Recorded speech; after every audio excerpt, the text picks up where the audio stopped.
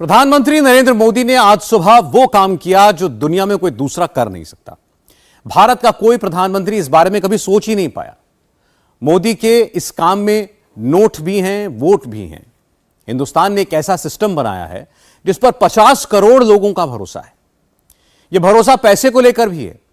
अब तो बॉर्डर पार यानी दूसरे देश के लोगों को भी विश्वास होने लगा है कि हिंदुस्तान का यह सिस्टम प्योर गोल्ड की तरह है। आज एक ऐसी चीज हुई जिसके गवाह दो मुल्कों के प्राइम मिनिस्टर बने। नरेंद्र मोदी के आइडिया को दुनिया के सबसे अमीर लोगों ने भी एक्सेप्ट किया। मोदी का वो आइडिया क्या है, आपको दिखाते हैं इस रिपोर्ट में। Successfully sent notifications, and when that's done, yes, big smiles from MD. Have a big round of applause. And Governor Das too. प्रधानमंत्री ने 14 में जो सोचा, प्रधानमंत्री ने 16 में जो किया, उसका रिजल्ट 23 में दिखना शुरू हुआ है। And when that's done, yes, big smiles from MD. Have a big round of applause. एक साल में 7400 करोड़ से ज्यादा ट्रांजैक्शंस। फ्रीडम ऐप से सीखकर क्या आप टेराकोटा के गहने बनाते हैं? अगर ऐसा है तो आप अपने टेराकोटा गहनों को 1 करोड़ फ्रीडम ऐप के जो ग्राहक हैं उन्हें बिना किसी खर्चे के आप उसे बेच सकते हैं। और 126 करोड़ से ज्यादा वैल्यू का मनी ट्रांसफर।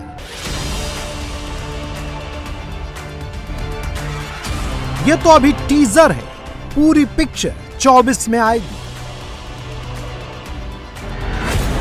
नोटबंदी, यूपीआई और आगे वोटबंदी, इस ट्राइका के पीछे मोदी का बहुत बड़ा सियासी गणित है। मोदी यूपीआई को अपना नवा रत्न कहते हैं।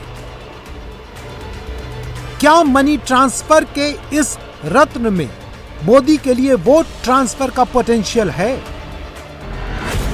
11 करोड़ किसानों को मनी ट्रांसफर, 10 करोड़ मजदूरों को मनी ट्रांसफर, कोरोना काल में 20 करोड़ महिलाओं को मनी ट्रांसफर, 4.5 करोड़ बुजुर्गों को पेंशन वाला मनी ट्रांसफर और 15 करोड़ 60 लाख मनरेगा मजदूरों को मनी ट्रांसफर। 11 अप्रैल 2016 को नरेंद्र मोदी ने मनी ट्रांसफर का जो सिस्टम लॉन्च किया, यूपीआई का वही सिस्टम नोटबंदी के दौरान देश की इकोनॉमी की बैकबोन बना।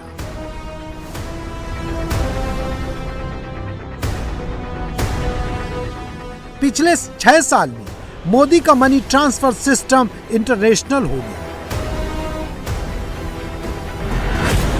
एशिया और यूरोप के 20 देश यूपीआई की टेक्नोलॉजी को अपना चुके हैं। भूटान, नेपाल, मलेशिया, ओमान, संयुक्त अरब अमीरात, Singapore, Thailand, Philippines, Vietnam, Cambodia, Hong Kong, Taiwan, दक्षिण Korea, Japan, France, Britain, Netherlands, Belgium, Luxembourg और स्विट्जरलैंड। इन सभी देशों में क्यूआर कोड स्कैन करके यूपीआई से पैसे ट्रांसफर हो सकते हैं। नोटबंदी से करीब 7 महीने पहले पीएम मोदी ने जब यूपीआई को लॉन्च किया था, तब शायद किसी ने भी इस पर इतना विशेष ध्यान नहीं दिया था। तब भारत में फंड ट्रांसफर सिस्टम में अधिकांश विदेशी संस्थानों का ही कब्जा था। 2016 में शायद किसी ने भी ये नहीं सोचा होगा कि ऑनलाइन पेमेंट सिस्टम को लेकर भारत के पास अपनी ऐसी तकनीक होगी जो कि इतनी सेफ, सिक्योर और फास्ट होगी।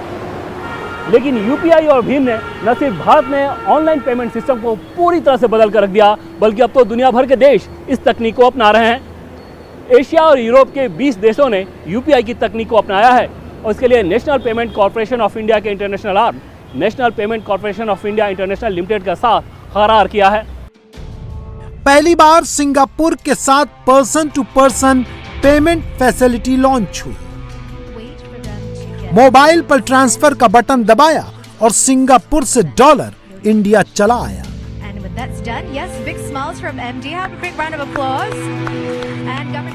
खाते में डिलीवरी से सिंगापुर का डॉलर भारतीय रुपए में कन्वर्ट हो गया।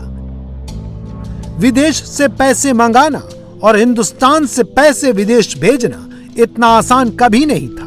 मोदी ने इसे पॉसिबल कर दिया। आज के बाद सिंगापुर और भारत के लोग अपने मोबाइल फोन से उसी तरह पैसे ट्रांसफर कर पाएंगे जैसे वे अपने अपने देश के अंदर करते हैं। इससे दोनों देशों के लोगों को अपने मोबाइल से तत्काल कम खर्च में फंड ट्रांसफर करने में मदद मिलेगी। इस सुविधा से दोनों देशों के बीच रेमिटेंसेस का सस्ता और रियल टाइम विकल्प संभव हो पाएगा। इसका हमारे प्रवासी भाई बहनों, प्रोफेशनल्स, स्टूडेंट्स और उनके परिवारों को विशेष रूप से लाभ होगा। सिंगापुर कोई साधारण देश नहीं है। इसका आकार भले ही छोटा है, लेकिन विकास के हर पैमाने पर सिंगापुर यूरोप के विकसित देशों से भी आगे है। सिंगापुर में प्रति व्यक्ति जीडीपी 82,794 अमेरिकी डॉलर के बराबर है। रुपए में बताएं तो यह रकम 68 लाख रुपए बनती है। भारत की प्रति व्यक्ति जीडीपी 2257 डॉलर है। यानी सिंगापुर में हर आदमी के पास एक औसत भारतीय से 36 गुना ज्यादा पैसा है। मोदी ने उस सिंगापुर के साथ यूपीआई वाला टाई अप किया है। आपको लगता होगा इससे क्या होगा? भला कितने लोग सिंगापुर पैसे भेजते हैं या वहां से पैसे मंगाते हैं? बात सही है, सब लोगों को तो इसका फायदा नहीं मिलेगा। फिर भी इससे यूपीआई की बढ़ती इंपॉर्टेंस का पता चलता है। बीते वर्षों में भारत ने इनोवेशन और मॉडर्नाइजेशन के लिए उचित वातावरण बनाने को सर्वोच्च प्राथमिकता दी है। हमारे डिजिटल इंडिया प्रोग्राम से देश ईज ऑफ लिविंग में भी बढ़ी है और ईज ऑफ डूइंग बिजनेस भी बढ़ा है। इससे डिजिटल कनेक्टिविटी के साथ फाइनेंशियल इंक्लूजन को भी अभूतपूर्व गति मिली है। डिजिटल इंडिया अभियान ने गवर्नेंस और पब्लिक सर्विस डिलीवरी में अभूतपूर्व रिफॉर्म्स को भी संभव बनाया है। ये भारत के डिजिटल इंफ्रास्ट्रक्चर की ही ताकत है कि कोविड पैंडेमिक के दौरान हम करोड़ों लोगों के बैंक खातों में सीधे पैसे ट्रांसफर कर पाए। यूपीआई जैसा सिस्टम भारत के लिए क्यों महत्वपूर्ण है, इसे दो एग्जाम्पल से समझिए। नंबर 1 कोरोना महामारी का दौर और नंबर 2 रूस यूक्रेन युद्ध का दौर। महामारी आई तो पूरी दुनिया में फंड ट्रांसफर का सिस्टम बैठ गया। बड़े बड़े देशों की सरकारों के पास पैसा तो था, लेकिन उसे अपने लोगों के पास भेजने का मैकेनिज्म नहीं था। भारत के पास तब भी यूपीआई था। रूस यूक्रेन युद्ध शुरू हुआ तो अमेरिका ने रूस के लिए स्विफ्ट पेमेंट गेटवे बंद कर दिया। रूस को सबसे ज्यादा घाटा इसी से हुआ। रूस का एग्जाम्पल ये बताने के लिए काफी है कि भारत का अपना पेमेंट सिस्टम हो और वो किसी भी बाहरी दबाव से मुक्त हो। मोदी यूपीआई को उसी लेवल पर ले जा रहे हैं। इसलिए हर एक देश जो इस सिस्टम से जुड़ रहे हैं वो मोदी की योजना की ताकत बढ़ा रहे हैं। राहुल की सोशल मीडिया टाइमलाइन पर ढूंढेंगे तो नोटबंदी पर 1000 पोस्ट मिलेंगे, लेकिन यूपीआई और भीम ऐप के बारे में राहुल ने आज तक एक भी ट्वीट नहीं किया। कांग्रेस ने भी कभी इस पेमेंट सिस्टम की तारीफ नहीं की। अब देखिए, उसी कांग्रेस को जब चंदा मांगना होता है तो वो अपना यूपीआई आईडी शेयर करती है और भीम ऐप से भेजा गया चंदा एक्सेप्ट करती है। यानी कांग्रेस बताती नहीं है, लेकिन वो भी यूपीआई को ही सेफ समझती है। भीम, यूपीआई, पेटीएम, फोन पे, गूगल पे, अमेजन पे, भारत पे, रूपे, किसी भी राज्य में चले जाइए, किसी भी शहर, किसी भी मोहल्ले, किसी भी हाट बाजार में चले जाइए, जेब में बटुआ नहीं है तो कोई बात नहीं, हाथ में मोबाइल है और आप डिजिटल पेमेंट करते हैं तो आपका काम बन जाएगा। मोदी ने जब कहा कि डिजिटल इंडिया बनाएंगे तो विरोधियों ने मजाक उड़ाया। आज पूरा देश देख रहा है, धनिया, नींबू, मिर्ची भी मोबाइल फोन के पेमेंट से आ रहे हैं। आज रियल टाइम डिजिटल ट्रांजैक्शन के मामले में भारत विश्व के अग्रणी देशों में है। आज यूपीआई भारत में सबसे पसंदीदा पेमेंट मैकेनिज्म बन गया है। मर्चेंट्स और कंज्यूमर्स दोनों ने ही इसे ज्यादा से ज्यादा वे अपना रहे हैं।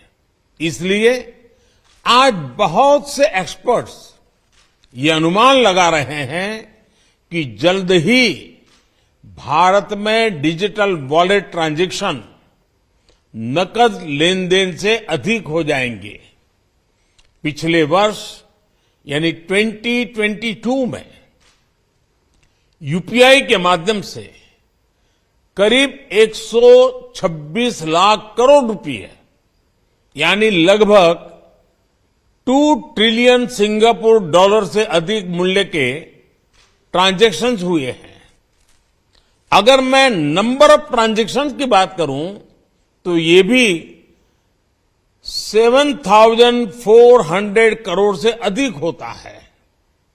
ये दिखाता है कि भारत का यूपीआई सिस्टम कितनी बड़ी संख्या को आसानी से और सुरक्षित तरीके से हैंडल कर रहा है। प्रधानमंत्री ने यह कैसे किया? डिजिटल पेमेंट में इंडिया को नंबर 1 कैसे बनाया? 2014 से पहले भारत में मोबाइल से पेमेंट करना ना के बराबर था। मोदी ने 16 अप्रैल 2016 में यूपीआई लॉन्च किया। 8 नवंबर 2016 को नरेंद्र मोदी ने नोटबंदी की। नोटबंदी के दौरान डिजिटल पेमेंट में उछाल आया। 30 दिसंबर 2016 को प्रधानमंत्री ने भीम ऐप लॉन्च किया। कोरोना काल में डिजिटल पेमेंट सबसे बड़ा सहारा बना। 2022 में भारत डिजिटल पेमेंट में नंबर 1 बन गया।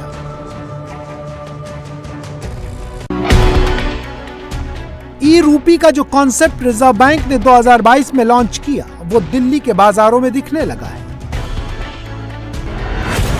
अब तक डिजिटल पेमेंट करने के लिए इंटरनेट वाला फोन जरूरी होता है।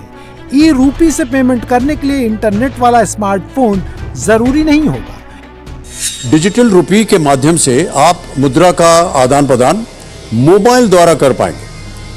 जिस विश्वास से आप करेंसी नोट का इस्तेमाल करते हैं उसी विश्वास के ये डिजिटल रुपी का भी इस्तेमाल आप कर पाएंगे। ई रूपी एक कॉन्टैक्ट लेस पेमेंट मोड है। ई रूपी क्यूआर कोड और एसएमएस स्ट्रिंग पर आधारित है।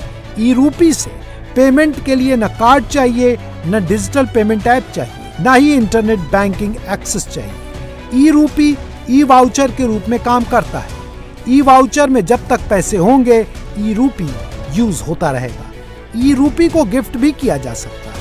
माँ पॉकेट मनी के रूप में बच्चे को भी ई रूपी दे सकती है और भविष्य में स्कॉलरशिप भी ई रूपी में ही दी जा सकेगी। अब सवाल ये है कि आखिर ई रूपी काम कैसे करता है। तो सबसे पहले आपका जो इंस्ट्रूमेंट है जैसे मोबाइल या कोई कंप्यूटर सिस्टम, उसमें एक ऐप होगा जो कि आरबीआई का ऐप है। अलग अलग बैंक अपने हिसाब से डिजिटल रूपी का मान लीजिए ऐप है।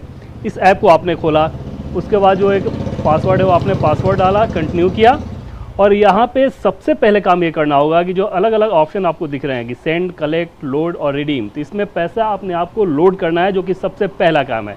लोड पे आपने काम किया। अब जितने लीगल टेंडर हैं वो सारे करेंसी यहाँ पे मौजूद हैं। जैसे आप देखें तो 2 रुपये, 5 रुपये, 10 रुपये, 20 रुपये, 50 रुपये, 100 रुपये, 200 रुपये, 500 रुपये, 2000 रुपये, 50 पैसे, 1 रुपये, ये सब कुछ है। इसमें जिसको भी आपको लोड करना हो अपने वॉलेट में जो करेंसी, जैसे मान लीजिए कि 2 रुपये आपको करना हो, 2 आ गया, फिर और करना हो 4 आ गया, 6 आ गया, ऐसे ही जो भी करेंसी आप करना चाहें 5 रुपये आपने कर दिए, 10 रुपये कर दिए, 20 रुपये कर दिए, तो जितना भी आप करेंसी अपने वॉलेट में चाहते हैं वो आप करें। उसके बाद इस डिजिटल रुपी को लोड करना होगा। तो यहाँ पे आपने लोड किया और लोड करने के बाद ये आपको कंफर्म कर देना होता है कि आप फ्रीडम ऐप से सीखकर क्या आप टेराकोटा के गहने बनाते हैं? अगर ऐसा है तो आप अपने टेराकोटा गहनों को 1 करोड़ फ्रीडम ऐप के जो ग्राहक हैं उन्हें बिना किसी खर्चे के आप उसे बेच सकते हैं। ये काम कर रहे हैं। तो यहाँ आपने कंफर्म किया अपने अकाउंट के बारे में। अब आप देखें कि अभी तक जो हमने अमाउंट लोड किया था उसमें 41 रुपये इसमें आ गए हैं और यहाँ आने के बाद मतलब आपके वॉलेट में इतने पैसे आ गए हैं। अब सवाल ये है कि आपको इसे भेजना है, तो भेजने के लिए क्या करना होगा? तो भेजने के लिए आप ये जो सेंड आइकॉन है इस सेंड आइकॉन पे दबाएंगे उसके बाद उसको ओके करेंगे, जो भी आपके वॉलेट में जो एक अमाउंट है वो भेजना चाहें, और फिर सामने जिसको भेजना है उसके पास भी अगर ये ऐप है तो उसके मोबाइल नंबर या QR कोड दोनों में से जो भी है उसके मार्फत उतनी धनराशि आप उसे दे सकते हैं। मोदी से पहले इंडिया में हैव्स और हैव्स नॉट वाला डिवीजन होता था। मोदी के डिजिटल इंडिया और ई पेमेंट ने वो बंटवारा खत्म कर दिया। 40 करोड़ जनधन खाते खुलवाने के बाद मोदी ने ऐसा पेमेंट सिस्टम बनाया जिसमें सब्जी वाला भी पार्टनर है और बैंक का सीनियर एग्जीक्यूटिव भी उसका भागीदार है। इंक्लूसिव ग्रोथ की बात मोदी से पहले भी होती थी। इंक्लूजन क्या होता है ये मोदी ने करके दिखाया है। इंडिया टीवी हर वक्त हर जगह डाउनलोड करने के लिए सर्च करें India TV news Google play store या ऐप स्टोर पर।